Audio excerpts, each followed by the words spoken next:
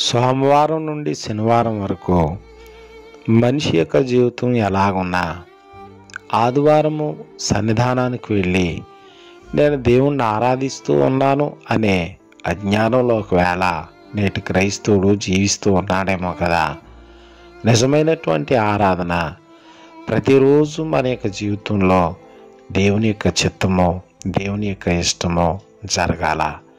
మనకిష్టమైనట్టుగా బ్రతుకుతా నేను దేవుణ్ణి ఆరాధిస్తూ ఉన్నాను అంటే అది నిజమైనటువంటి ఆరాధన కాదు కదా.